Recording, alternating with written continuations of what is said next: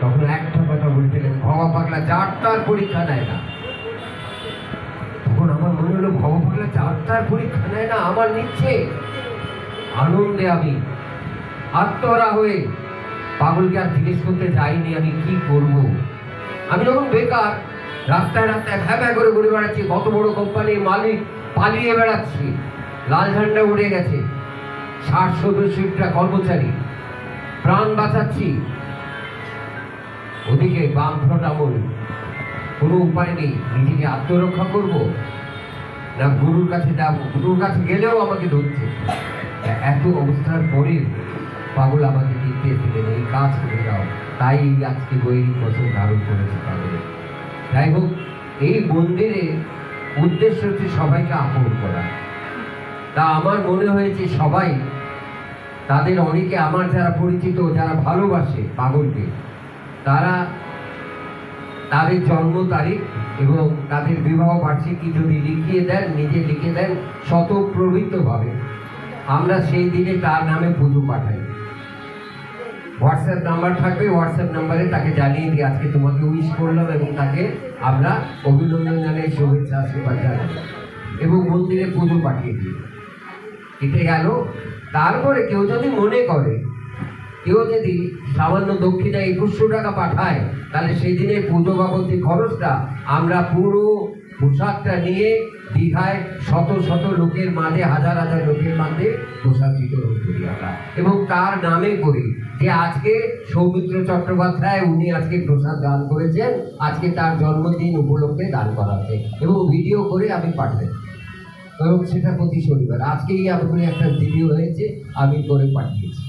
তা সেইটার জন্য ব্যবস্থা আছে, যদি কেউ মনে করেন আমাদের সঙ্গে যুক্ত থাকবে। এবং আমাদের ইউটিউব চ্যানেল আছে, বাবার অর্পণা মন্দির গ্রুপ আছে, আমরা গ্রুপে তাকে অন্তর্ভুক্ত করি। একটু বলা রইল। এবার আরেকটি গান করে তার একটু গানের ব্যাখ্যা, একটা অর্থবহুল গান করে। জয় ভবা। প্রত্যেক মা বাবা তার সন্তানকে যখন ভালোবাসে না, সেরকম একটু পিটানিও দেয় মাঝে মাঝে, তাই না? একটু একটু এদিক ওদিক হলে, কথা না শুনলে, না পড়া করলে, তখন একটু মারাধরা করে, বকাঝকা করে। তার মানে ভালোবাসে বলেই তো, তাই না? যে মা বাবা যে সন্তানকে বেশি ভালোবাসে তাকেই বেশি শাসন করে, এটাই পরীক্ষা। আজকে আমরা এত সুন্দর বাবা পেয়েছি। এই বাবার মতো সন্তান যদি আমরা তার উপযুক্ত সন্তান হতে পারি, তাহলে নিশ্চয়ই এই সংসার, এই পরিবার আমাদের সুখের হবে। এই এসেছি, আবার আসতে পারবো কিনা জানি না, তাই তো বাবা বলছে বাড়ি বাড়ি আর আশা হবে, বাড়ি বাড়ি আর আশা হবে না, এমন মানুষের জনম তো আর মানুষের জনম তো আর পাবে না, বারে বারে আর আশা হবে না, ও মন বারে বারে আর আশা হবে না। ভেবেছ মনে এই ভুবনে, তুমি ভেবেছ মনে এই ভুবনে, তুমি যাহা করে গেলে, তুমি যাহা করে গেলে কেউ জানে না, বারে বারে আর আশা হবে না, ও মন বারে বারে আর আশা হবে না।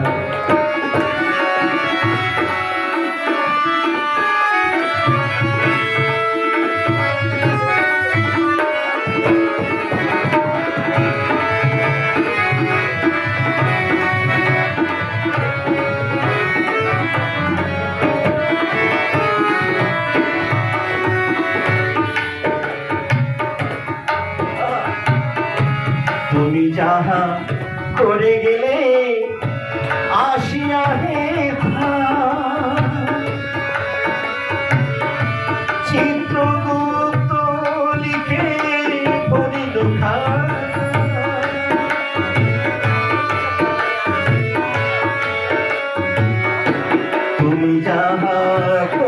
গেলে আসিয়া হে চিত্রগুপ্ত লিখে ভরিল খাতা বিচার করিবে ওই বিচার করিবে ওই বিধাতা ফাঁকি ঝুঁকি তার কাছে ফাঁকি ঝুঁকি তার কাছে কিছুই চলে না বারে বারে আর আশা হবে না ও মন বারে বারে আর আশা হবে না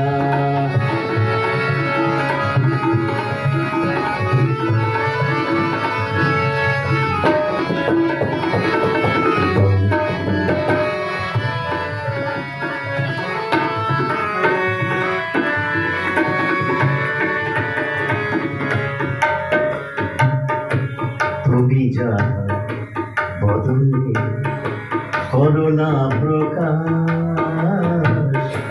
অপ্রকাশ তার কাছে কি সর্বনাশ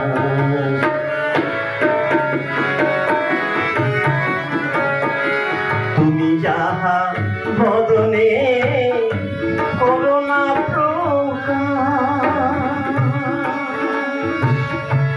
অপ্রকাশ তার কাছে সর্বনাশ জুড়িয়ে আছে বসে হৃদয় আকাশ তোমার জুড়িয়ে আছে বসে হৃদয় আকাশ মানুষের কুলে কালি মানুষের কুলে কালি আর দিও না বারে বারে আর আশা হবে না ও মন বারে বারে আর আশা হবে না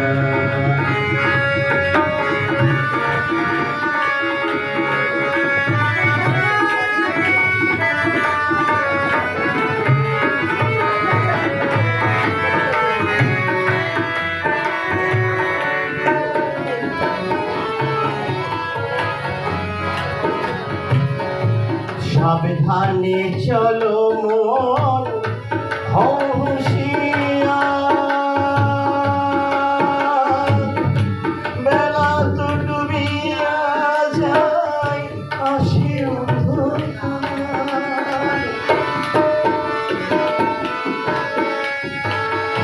সাবধানে চলো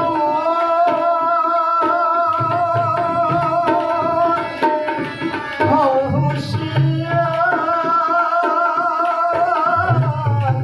বেলা তো ডুবিয়া যায় আসে অন্ধকার মানুষই দেবতা হয় হয়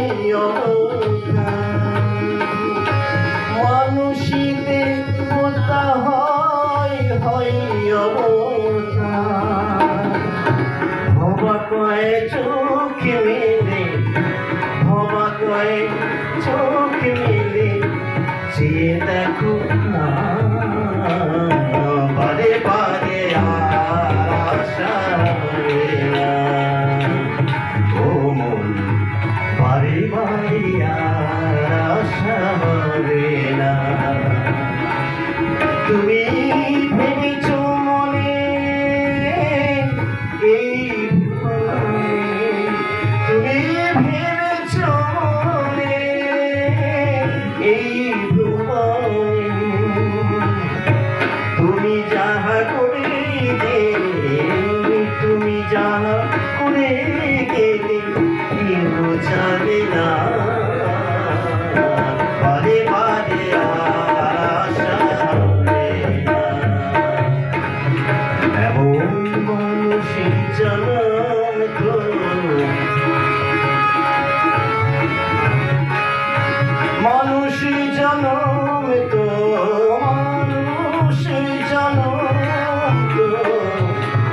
পাবে না,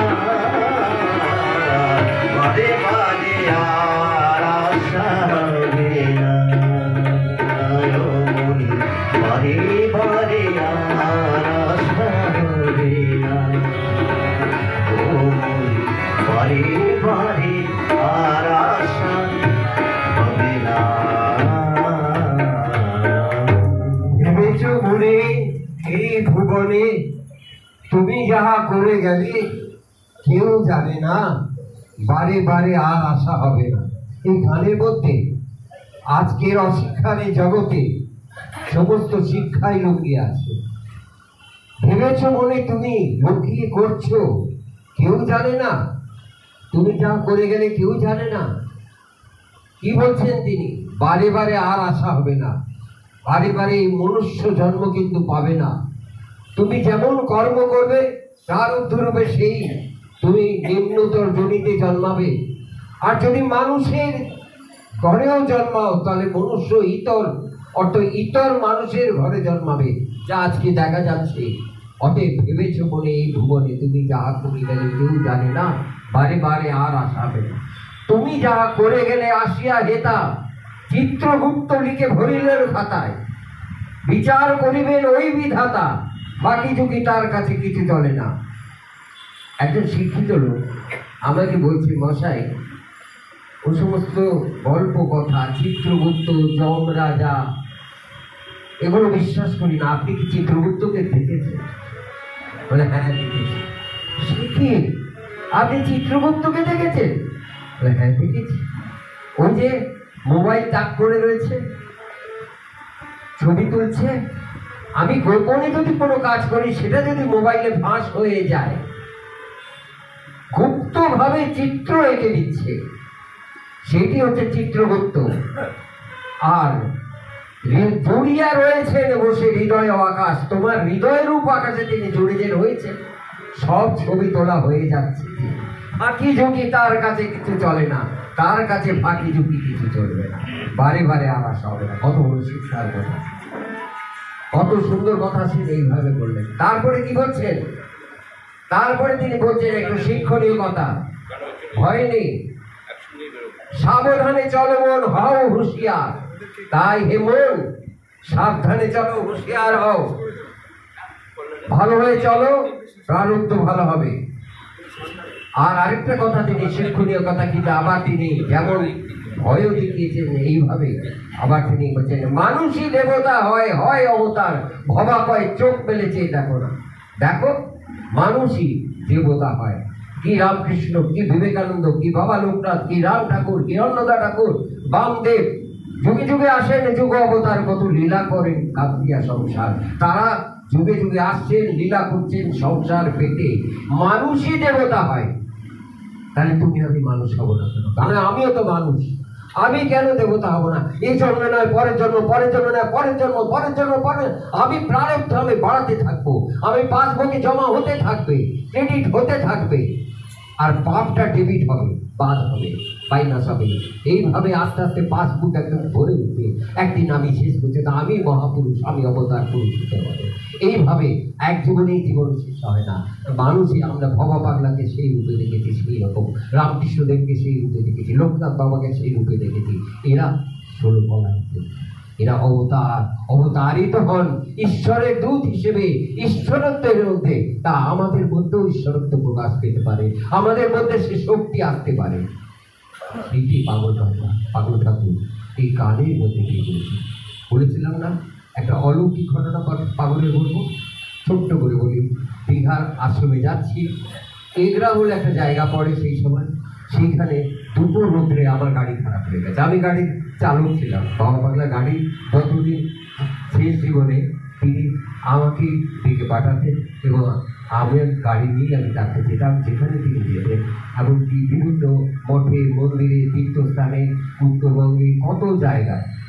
তা গাড়ি খারাপ হয়েছে, রাস্তায় গাড়ি বন্ধ, বনেট খুলে অনেক চেষ্টা করছি, অ্যাম্বাসেডার গাড়ি সেখানে, তখন গাড়ি স্টার্ট হচ্ছে না, প্রাণ পাওয়ার চেষ্টা করছি, গলধর্ম হয়ে গেছি, ঘামে একেবারে ঝরঝর করছে। এদিকে দেখছি পাগল ঠাকুর দিব্যি গল্প করছেন, পিছনের সিটে বসে গল্প ভক্তদের সঙ্গে। আমার তো দেখে রাগ করে, যে মানুষ ক্যান্সার সারে, যে মানুষ ছুঁয়ে দিলে মানুষের রোগ সারে, সে মানুষ নিজে কষ্ট পাচ্ছে আর দিব্যি হাসি মুখে গল্প করে যাচ্ছে, এদিকে ভ্রুক্ষেপ নেই। বাবা তোমার কি হয়েছে? গাড়ি খারাপ হয়েছে? আমি আরো একটু তার সঙ্গে বললাম, গাড়িতে দিচ্ছটা কিছু। এবার আমি যা কাঁথিতে যাব, গাড়ি মেকানিক আনবো, সারাবো, জবে যাব। তুমি থাকলে গাড়ি খারাপ হয় কেন দাদু? আচ্ছা বাবা, তোমার গাড়ি খারাপ হয়েছে, তাহলে আমার পিঠেতে একটা চাপড়া দিলে, চলো এইবার চলো। কি ব্যাপার? এইবার চলো। আমি গাড়ি সেলফ, একটা সেলফ দেওয়ার সঙ্গে সঙ্গে গাড়ি স্টার্ট। আমি মুখের দিকে দেখছি, আমি মুখের দিকে পেছন ফিরে চাইছি, আসছে। কেমন লাগে বাবা, কেমন লাগে? এই ছেলে, এইটা একটা হাসির কথা এবার বলি।